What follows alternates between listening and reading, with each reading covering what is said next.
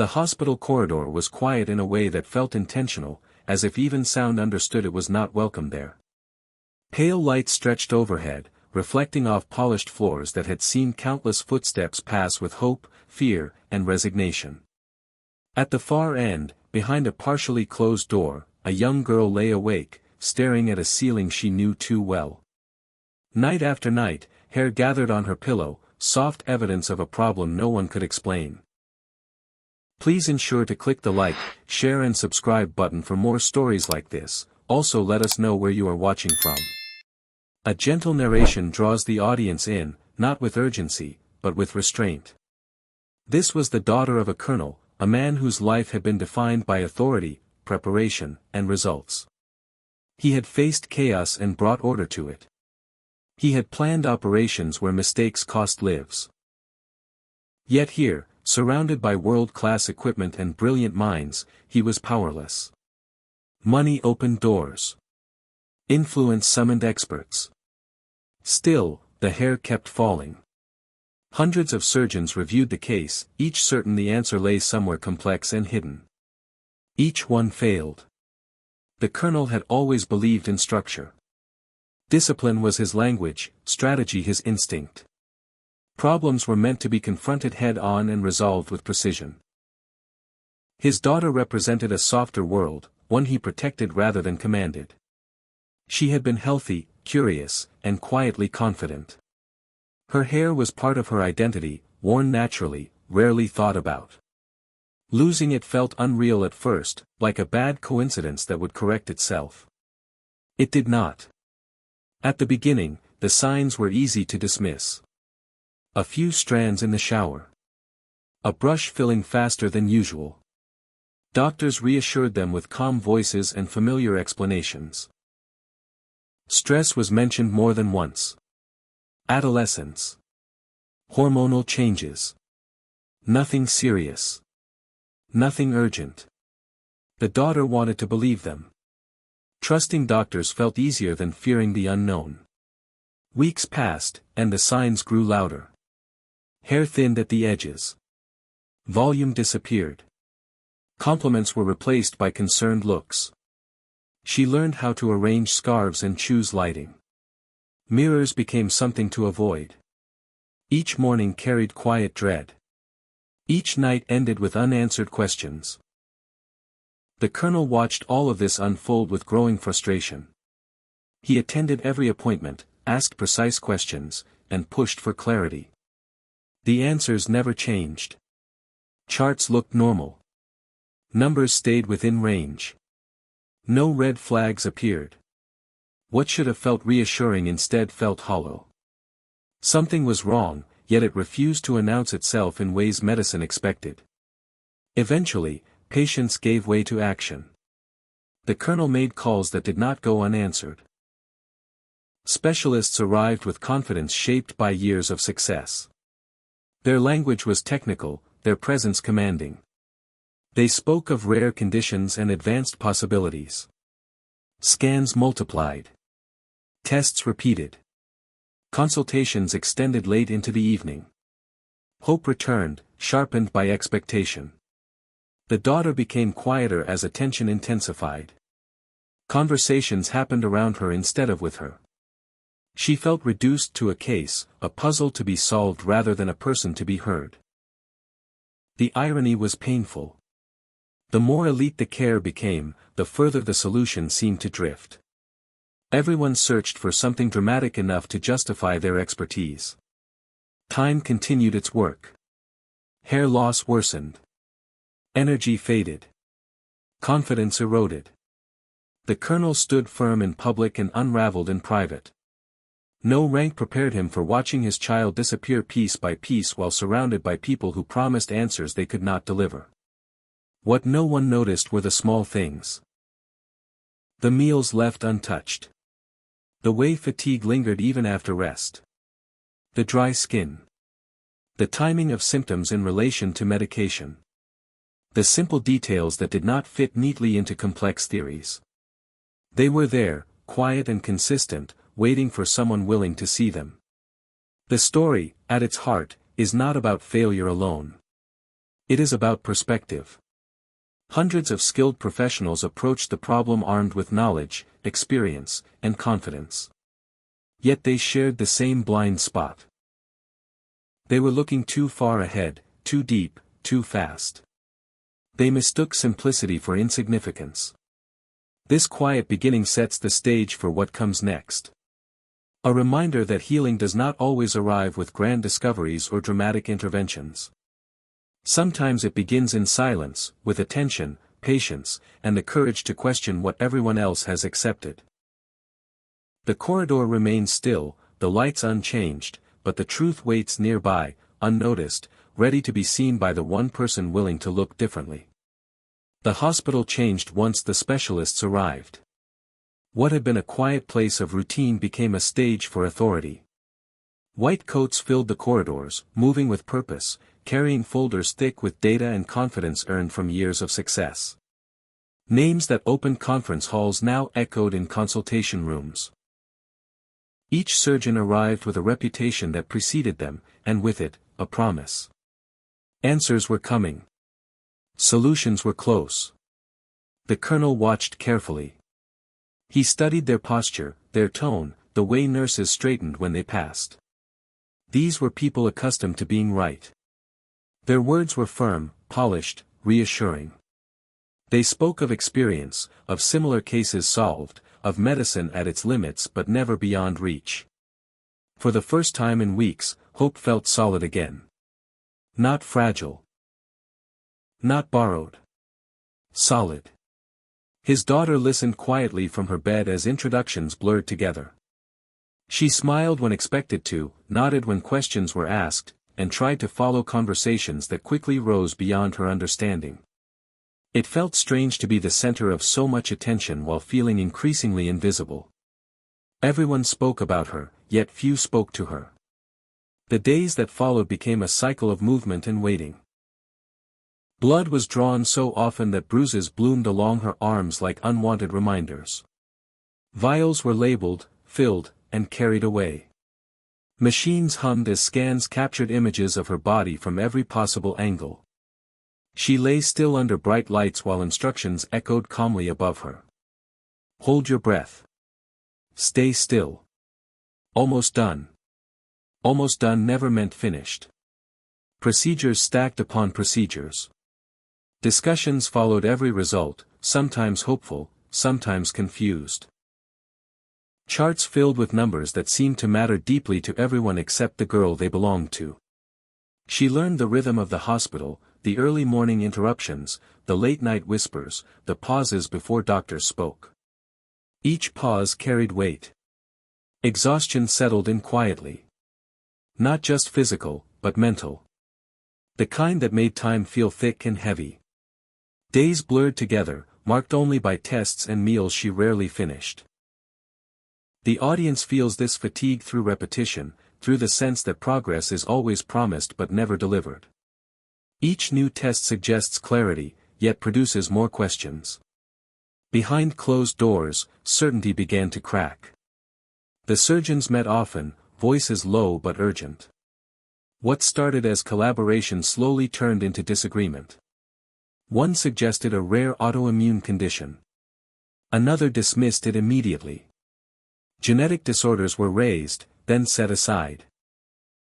Environmental factors were debated, then deemed unlikely. Each theory sounded impressive. Each failed to explain everything. The girl was no longer discussed as a person. She became a case. A puzzle. A collection of symptoms arranged neatly on paper. Her name appeared less often than her chart number. The colonel noticed this shift and felt something tighten in his chest. He had trusted systems his entire life, but systems were not built for uncertainty. They demanded categories, definitions, conclusions. What unsettled him most was not disagreement itself, but confidence without results. Each surgeon defended their position with conviction. Each was sure their reasoning was sound. Yet the problem remained untouched. Hair continued to fall. Energy continued to drain. Silence grew heavier in the room after every meeting. His daughter sensed it too. She felt the change in tone even when words remained polite. Doctors avoided eye contact more often. Conversations shortened. Explanations became cautious. Where there had once been certainty, there was now distance. She stopped asking questions because the answers no longer brought comfort. The hair loss accelerated. What began as thinning became undeniable. Strands clung to her fingers when she ran them through what remained. The mirror reflected someone she barely recognized. Not sick in the way movies portrayed illness, but altered enough to feel wrong. She wrapped scarves more tightly. She avoided visitors. Silence became easier than reassurance. Emotionally, she withdrew. Laughter disappeared first, then curiosity. She answered questions with short replies, conserving energy for survival rather than engagement. The hospital room felt smaller, heavier, filled with unspoken fear. The audience watches hope fade not through drama, but through absence. The colonel sat beside her often, saying little. He had always believed in action, in movement, in solutions. Now he was forced into stillness. He listened to machines instead of commands. He waited for calls that brought no answers. For the first time in his life, he questioned the institution he had trusted without hesitation. Medicine, he realized, was powerful, but also human. Subject to pride. Limited by perspective. Vulnerable to patterns of thinking that overlooked the obvious while chasing the extraordinary. The surgeons were not careless. They were thorough. Yet they were united by the same assumption. That the answer had to be complex. As days turned into weeks, doubt replaced certainty. Not just doubt in outcomes, but in process. The colonel wondered how something so visible could remain unsolved. How suffering could be measured, analyzed, discussed, yet not relieved. He watched his daughter shrink into herself and felt anger rise, not at individuals, but at a system that seemed unable to pause and truly see. The room grew quieter. Conversations slowed. Hope no longer entered with each new doctor. It waited cautiously at the door, unsure whether to step inside. The girl lay awake many nights listening to distant footsteps, wondering if anyone would notice the small details that felt so loud to her. The way her body felt empty. The way food no longer appealed. The way exhaustion lingered no matter how much she rested. This chapter of the story does not end with answers. It ends with tension stretched thin. A family surrounded by expertise, yet starved of clarity. A patient reduced to data. A father forced to confront the limits of authority. The audience is left with a quiet discomfort, an understanding that brilliance alone is not enough. Something essential is missing, not in knowledge, but in attention. And until it appears, the hospital remains full of people searching in the same direction, while the truth waits patiently, unnoticed, just outside their focus. The night the new nurse arrived, nothing announced her presence. No introductions echoed down the corridor. No shift in routine marked the moment. She stepped into the ward quietly, checked the assignment board, and walked toward the room that had become a place of stalled answers. To everyone else, it was just another patient, another chart. To her, it was a human story she had not yet heard. She moved differently from the others. There was no rush in her steps, no rehearsed confidence in her voice. She greeted the girl by name and waited before speaking again. Silence did not make her uncomfortable. She used it. While machines hummed and lights buzzed faintly overhead, the nurse observed. She noticed the way the girl barely touched her dinner, the glass of water left full, the way fatigue settled in her eyes even during rest. These were not dramatic signs, but they were consistent. The colonel watched from the corner of the room, cautious but curious. He had learned to recognize patterns of authority. This nurse carried none of them. Yet there was something steady in her presence, something grounded. She did not look at the chart first. She looked at the patient. During the night shift, time moved slower. Fewer interruptions. Fewer voices competing for attention. The nurse took advantage of that stillness. She checked vitals with care, but her real work happened between tasks. She noticed the dry texture of the girl's skin. The faint discoloration beneath her eyes. The way her hands trembled slightly when lifting a cup. Each detail joined the next, forming a picture no scan had captured. Instead of launching into explanations, she asked questions. Simple ones. When did this begin? What changed around that time? What foods felt tolerable? What made her feel worse? The girl answered hesitantly at first, surprised to be asked anything beyond routine prompts. As the nurse listened without interrupting, the answers grew longer, more thoughtful. A timeline began to form, not on paper, but in conversation. The colonel leaned in, listening closely. This was the first time someone had asked his daughter about her experience rather than her symptoms. He noticed how her shoulders relaxed, how her voice steadied as she spoke. The nurse did not correct her or rush her. She let the story unfold naturally. Later that night, the nurse reviewed the chart, not searching for rare diagnoses, but for connections. Medication schedules. Supplement lists. Notes buried beneath more urgent observations. She compared dates, traced changes, and paused often. Something felt off, not alarming, just misaligned. The kind of imbalance that hides in plain sight. She returned to the room with more questions. Had there been changes in appetite before the hair loss? Any new prescriptions? Any supplements recommended casually, added without much thought? The girl mentioned a routine medication prescribed months earlier, considered harmless, standard practice. No one had questioned it since. The nurse considered this carefully. She did not jump to conclusions. Instead, she thought about absorption, nutrition, and interactions rarely discussed because they lacked drama. She remembered lectures that emphasized fundamentals, lessons often overshadowed by advanced theory. Sometimes the body fails not from invasion, but from depletion. By morning, the nurse had formed a quiet suspicion. Not a diagnosis, but a direction. She knew her place in the hierarchy. She did not make declarations. She raised concerns gently during handover, framing them as observations rather than challenges. The response was predictable. Polite acknowledgement, followed by dismissal. Senior staff had already explored every angle worth considering. Still, the nurse persisted. She documented carefully. She requested a review of basic nutritional markers often overlooked when more serious conditions dominate attention. She suggested timing adjustments. Nothing radical. Nothing threatening. Just a second look at the basics. Resistance followed. Not aggressive, but firm. There was no room for simplicity in a case this visible.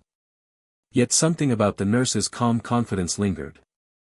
A junior doctor agreed to review the notes. A lab test was ordered, almost as an afterthought. When the results returned, the room changed. The deficiency was not dramatic, but it was significant. A quiet imbalance, amplified by medication known to interfere with absorption. On its own, it might have caused fatigue. Combined, it explained everything. Hair loss. Weakness. Skin changes. The timeline aligned perfectly. The silence that followed was heavy. Not from shock, but from realization. Months of effort had missed something fundamental. The answer had not been hidden. It had been ignored. The colonel felt something loosen in his chest, followed quickly by humility. Power had brought expertise, but not insight. The nurse stood quietly at the edge of the room, not seeking recognition. Her role was never about credit. It was about care. Treatment changed course immediately. Medications were adjusted. Nutritional support began. No surgery was scheduled. No grand intervention announced. Progress would be slow, but it would be real. The girl felt the difference first in small ways. Hunger returned. Sleep deepened. Fatigue lifted gradually, like fog retreating under sunlight. Days passed without clumps of hair left behind. Hope did not rush back. It crept in cautiously, afraid to be disappointed again. The nurse continued her shifts, unchanged in demeanor. She checked in, encouraged gently, and listened. The colonel thanked her quietly one evening, his voice steady but his eyes revealing everything he did not say. She nodded and returned to her work. This chapter of the story shifts the lens. From authority to attention. From complexity to care. It reminds the audience that healing does not always come from brilliance alone, but from presence. From someone willing to slow down, to notice what others overlook, and to ask questions that sound too simple to matter. In a hospital full of experts searching for rare answers, one nurse had trusted the fundamentals. And in doing so, she changed everything. The shift in direction did not bring celebration. It brought discomfort. Quiet discomfort that settled into meeting rooms and hallways as the implications became clear. A problem that had resisted months of expert attention had not been solved by advanced equipment or rare insight, but by a return to fundamentals. For a system built on hierarchy and specialization, this realization was difficult to accept. The nurse's observations moved upward through layers of authority, carried carefully by those willing to listen. Senior physicians reviewed the new findings with restraint. No one rushed to admit oversight. Language remained cautious. Words like possible and contributing were used to soften what felt like a reckoning. Yet the evidence spoke plainly. The interaction between medication and nutritional depletion explained the timeline, the symptoms, and the steady decline no one had been able to stop. The colonel was invited into a closed meeting for the first time since the specialists had arrived. The tone was different now. Less certainty. More reflection. He listened as doctors explained the revised understanding, outlining how something routine had quietly undermined his daughter's health. There was no defensiveness in his response, only a long pause. He had spent his life reviewing operations, learning from failure without humiliation. He understood systems could falter when assumptions went unchallenged. What mattered most to him was not blame, but movement. For the first time in weeks, the plan felt clear. Medications were adjusted carefully. Supplements were introduced methodically. Diet was no longer an afterthought, but a focus. The approach was deliberate, grounded, and patient. No dramatic interventions. No promises of immediate change. The hospital room changed in subtle ways. The atmosphere lightened, not because everything was fixed, but because the waiting had direction. Nurses spent more time explaining what was happening and why. The daughter was included in conversations again. Her voice mattered. She asked questions and received answers that made sense. Recovery did not announce itself loudly. It arrived in fragments. A morning where exhaustion lifted slightly. An appetite that returned without effort. A shower without hair collecting in the drain. Each small improvement felt fragile, but together they formed momentum. The colonel watched closely, cautious not to hope too quickly. He had learned how easily confidence could dissolve. Still, he could not ignore the changes. His daughter sat up more often. She laughed once, softly, surprised by the sound of it. That moment stayed with him longer than any medical explanation. Within the staff, conversations shifted as well. The case was discussed differently now. Not as a mystery, but as a lesson. Younger doctors asked questions they might have avoided before. Senior staff reflected on process rather than outcome. The nurse who had noticed the pattern was acknowledged quietly, without ceremony, but with respect. Her role was noted in charts and discussions, not elevated beyond her comfort, but no longer invisible. The hospital did what institutions rarely do easily. It slowed down. Protocols were reviewed. Basic checks were emphasized again. Not as replacements for advanced care, but as foundations that could not be skipped. The story had exposed a blind spot shared by many, and that exposure carried weight. For the daughter, healing was not just physical. Being heard had restored something essential. She spoke more openly about how the illness had made her feel, about the loneliness of being examined without being understood. Nurses listened. Doctors listened. That shift mattered. Hair began to return gradually, not as a dramatic transformation, but as quiet proof that the body was recovering. Soft growth appeared where emptiness had been. The mirror became less hostile. She stopped reaching for scarves automatically.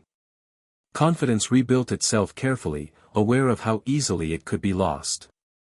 The colonel found himself reflecting often during long evenings at her bedside. He thought about leadership, about how authority could silence questions rather than invite them. In the military, failures were analyzed relentlessly to prevent repetition. Medicine, he realized, faced a similar challenge, balancing confidence with humility. One afternoon, he asked to speak with the nurse privately. The conversation was brief.